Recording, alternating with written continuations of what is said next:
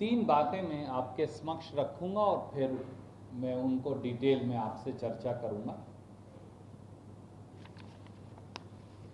सच्चाई ये है कि रबी के सीजन में हरियाणा और पंजाब का किसान काली दिवाली मनाने पर मजबूर हो गया, लाइनों में खड़ा रहा। डीएपी संकट के लिए षड्यंत्रकारी भाजपा सरकार जिम्मेवार है। डीएपी संकट मैन मेड डिजास्टर है। इसके तीन पहलू हैं। फर्टिलाइजर सब्सिडी काटी, डीएपी का इंपोर्ट काट दिया और डीएपी की बिक्री बंद कर दी। मैं अभी आपको साबित करके दिखाऊंगा। तो भाजपाई षड्यंत्र, भाजपाई कुप्रबंधन और किसान विरोधी नीतियां ये अब जान की आफत बन गई हैं। हरियाणा, पंजाब, मध्य प्रदेश, राजस्थान, उत्तर प्रदेश में लाखों किसान पूरी रात कोऑपरेटिव सोसाइटीज और खाद की दुकानों के बाहर सो रहे हैं, परिवार सहित, बीवी और बच्चों सहित। और ये नज़ारा पिछले एक महीने से पूरे हरियाणा और पंजाब में, कहीं लाठीचार्ज हो रहा है किसानों पर, कहीं थानों में डीएपी बांटा जा रहा है, कहीं किसान को एक डीएपी का बैग 1350 रुपए की बजाय 1900 रुपया में दिया जा रहा है, तो कहीं औने पौने दामों पर कीटनाशक दवाई और बीज भी जबरन तरीके से डीएपी के बैग के साथ दिया जा रहा है। कुछ उदाहरण मैं आपको चर्चा करूंगा, फिर समस्या पर लेकर आऊंगा। 26 अक्टूबर 2024 उचाना में कई दिनों से किसान लंबी लाइन पर डीएपी के लिए खड़ा था। आखिर में धैर्य टूट गया और बुरी तरह से पुलिस ने डीएपी खाद मांगने वाले किसानों को डीएपी तो दी नहीं, पर हरियाणा की बीजेपी सरकार ने किसान को लाठियां दी। उसी दिन नरवाना में फिर किसान धरने पर बैठा रहा। उसी दिन गुला चीका में धरना और आंदोलन हुआ, कैथल में धरना और आंदोलन हुआ। 27 अक्टूबर 2024 अगले दिन, एक दिन छोड़ के अगले दिन, भिवानी, चरखी दादरी, नारनौल, तीनों जगह डीएपी की कमी और किसान आंदोलन के चलते डीएपी को पुलिस थानों से बांटना पड़ा। आप सबने दिखाया भी, लिखा भी, अखबार में भी छापा। 4 नवंबर 2024 पूरे सरसा शहर को बंद करना पड़ा क्योंकि डीएपी का आंदोलन किसानों द्वारा किया जा रहा था। 5 नवंबर 2024 बाडड़ा, भिवानी में डीएपी संकट चरम सीमा पर पहुंच गया। किसान हजारों की संख्या में थे, डीएपी थी नहीं। लगभग आधा दिन तक एसडीएम को दीवार पर खड़ा होना पड़ा और जो सीमित डीएपी थी वो 2-2, 3-3 कट्टे करके बिकवानी पड़ी या दिलवानी पड़ी। यही हाल पंजाब का है, यही हाल मध्य प्रदेश और उत्तर प्रदेश का है, यही हाल राजस्थान का है। यहां तक कि 20 अक्टूबर 2024 को पूरे हिंदुस्तान के जब कृषि मंत्रियों की बैठक दिल्ली में बुलाई गई तो बीजेपी के उत्तर प्रदेश के कृषि मंत्री सूर्य प्रताप शाही जी ने फर्टिलाइजर और केमिकल मिनिस्टर, जो बीजेपी के राष्ट्रीय अध्यक्ष भी हैं, जेपी नड्डा जी को ये कहा, और कृषि मंत्री चौहान जी को, शिवराज जी को, कि 25% भी उत्तर प्रदेश के किसान को डीएपी नहीं मिल रही। ये वहां की हालत है। डीएपी संकट का असली कारण क्या है? क्योंकि सरकार ये बयान देती है, हरियाणा की सरकार, मुख्यमंत्री श्रीमान नायब सैनी, क्योंकि हम तो डूम प्रेस कॉन्फ्रेंस करते हैं, जनता की आवाज़ हैं, तो इसलिए हमको तो इस बात का फक्र है कि हम जनता की आवाज़ की प्रेस कॉन्फ्रेंस करते हैं। आज फिर नायब सैनी जी जब आपको कुरुक्षेत्र ले जाएंगे तो कहेंगे कि डीएपी पूरा है। कृषि मंत्री का शाम तक बयान आ जाएगा तो वो तो कहते हैं कि डीएपी पूरा है, विपक्ष कहता है कि डीएपी है नहीं। तो एक तो झूठ बोल रहा है दोनों में से, या मुख्यमंत्री श्रीमान नायब सैनी झूठ बोल रहे हैं या हम विपक्ष के साथ ही झूठ बोल रहे हैं? कोई तो झूठ बोल रहा है।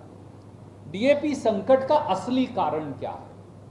तो साथियों, वो कागजात आज भारत सरकार के आपके समक्ष में उजागर कर रहा है।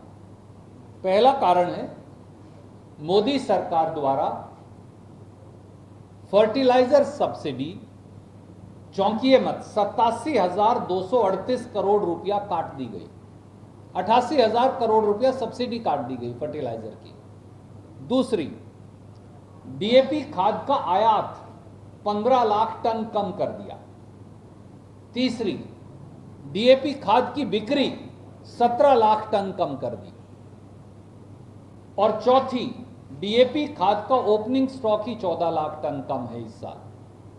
तो डीएपी मिलेगा कैसे किसान को?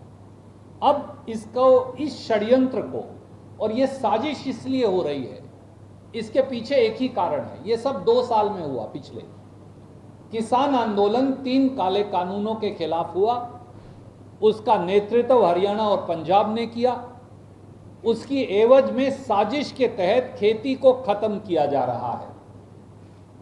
श्री नरेंद्र मोदी और भारतीय जनता पार्टी की केंद्रीय और प्रांतीय सरकारें हरियाणा, पंजाब और देश के किसान से बदला ले रही हैं, क्योंकि उन्होंने खेती के 10 लाख करोड़ के ट्रेड को मोदी जी के चहेते मित्रों को नहीं देने दिया और उन्हें काले कानून वापस लेने पड़े। उसका एक पहलू मैंने पहले उजागर किया था, ये दूसरा पहलू है। पहला बिंदु, खाद की सब्सिडी में 87,238 करोड़ रुपए की कटौती कर दी गई है। मैं ये बजट डॉक्यूमेंट्स आपको रिलीज कर रहा हूं, गवर्नमेंट ऑफ इंडिया का डॉक्यूमेंट है, मेरा नहीं है, आपको भेज रहा हूं। 2022-23 में यहां पर खाद की सब्सिडी थी 2,51,340 करोड़। 2023-24 में खाद पे सब्सिडी कम करके कर दी 1,88,902 करोड़। ये रिवाइज है, मैंने लिख भी दिया और हाईलाइट करके आपको भेज रहा। और 2024-25 में खाद की सब्सिडी हो गई इस देश में 1,64,102 करोड़। तो 2 साल में कितनी कम हुई? 2,51,340 करोड़ से कम होकर 1,64,102 करोड़, यानी 87,238 करोड़ रुपया सब्सिडी कम हो गई।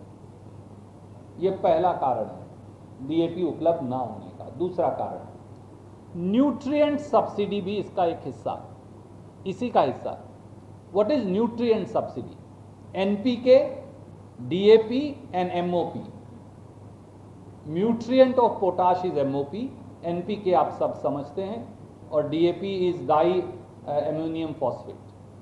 तो ये 3 कंपोनेंट होते हैं। न्यूट्रिएंट सब्सिडी काट दी 41,122 करोड़।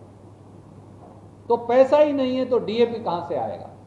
सिंपल, 22-23 में 86,122 करोड़, 23-24 में सब्सिडी 60,300 करोड़ और 24-25 में 45,000 करोड़।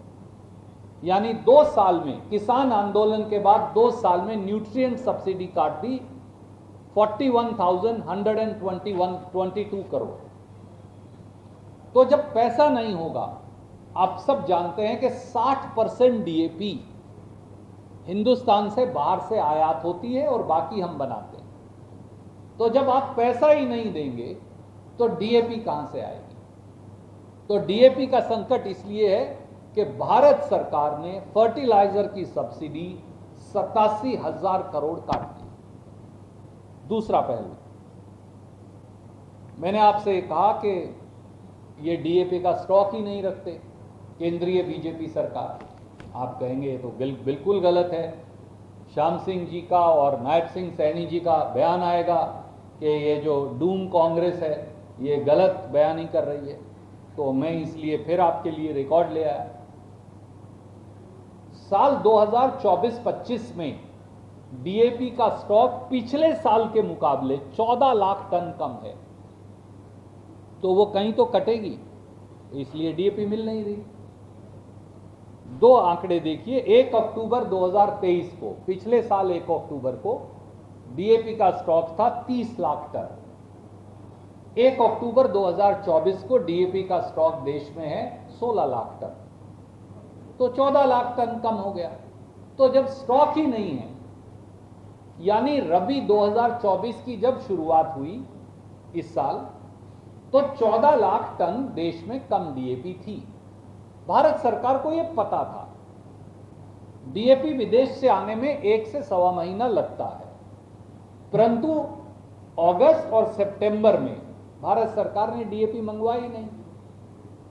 तो जब डीएपी मंगवाई नहीं, 14 लाख टन पहले से कम है, ये स्टॉक पूरा नहीं किया, तो डीएपी की कमी है, सिंपल, कोई कॉम्प्लिकेटेड बात नहीं।